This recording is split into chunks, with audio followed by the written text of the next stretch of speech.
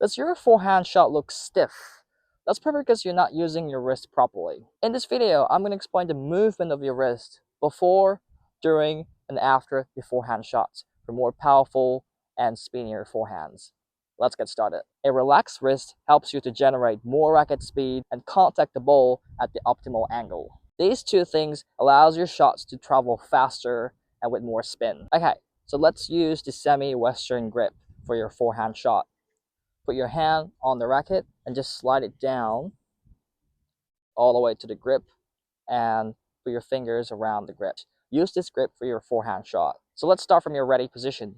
Your dominant hand is holding the grip and your non-dominant hand is either holding the throat or just on top of your dominant hand. From your ready position, take your racket back by pushing with your non-dominant hand and pulling with your dominant hand.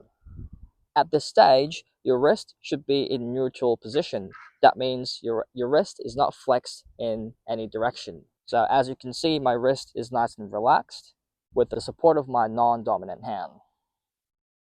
When you accelerate your racket forward, I want you to lead with the butt of the racket.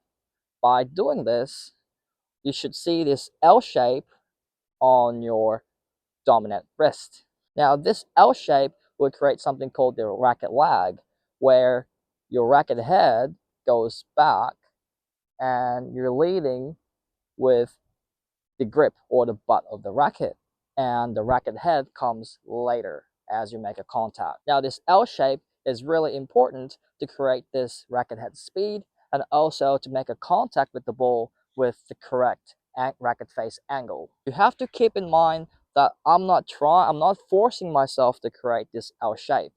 It just happens as I accelerate my racket, leading with the butt of the racket. Your wrist should stay nice and relaxed throughout the motion.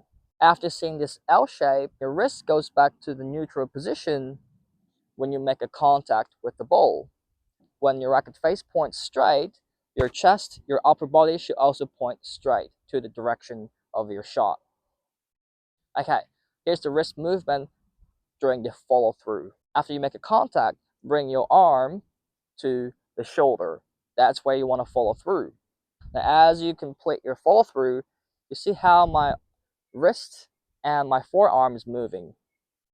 It's turning this way so that the back of my hand is pointing to my side and facing my palm to the opponent.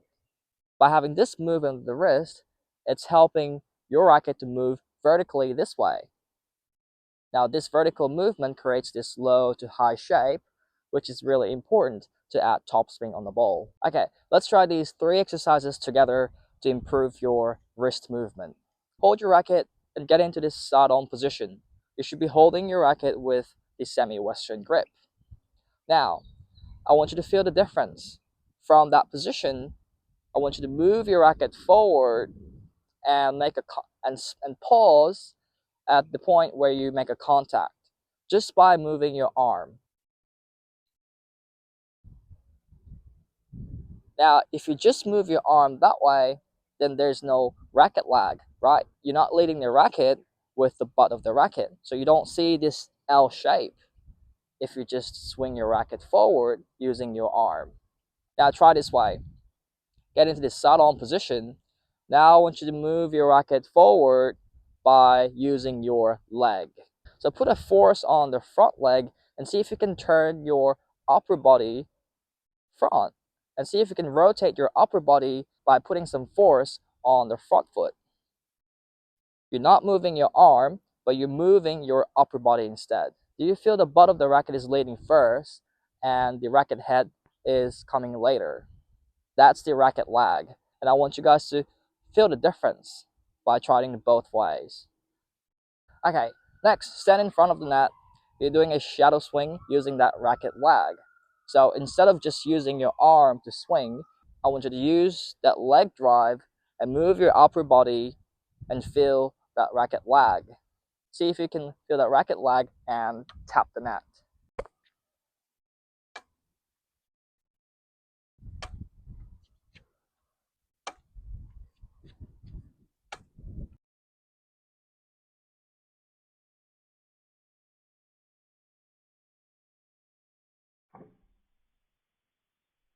Here's our last drill. It's called point the butt of the racket straight. Stand on the baseline and do a full forehand shadow swings.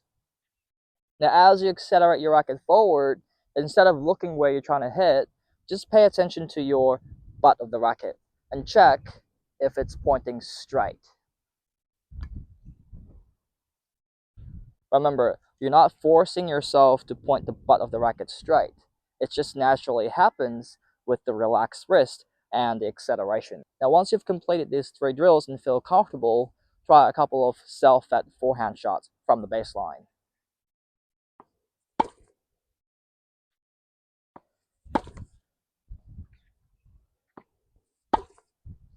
It is also important not to focus just on your wrist. In tennis, you want to use your whole body to transfer the energy starting from your legs and ending on the racket face. It's called a kinetic chain, and the wrist is just the last part of that kinetic chain. But practice the movement of your wrist before, during, and after your forehand shots. The wrist starts with the neutral position as you take your racket back and create this L shape as you accelerate, and goes back to the neutral when you make a contact. From there, you move your wrist and forearm this way to complete your follow through. Now this part is called the pronation. Guys, thank you so much for watching till the end. Don't forget to like and subscribe my channel for more videos like this. And also, please subscribe to my tennis website, and you will start receiving a free tennis PDF tutorial once in every 2 weeks.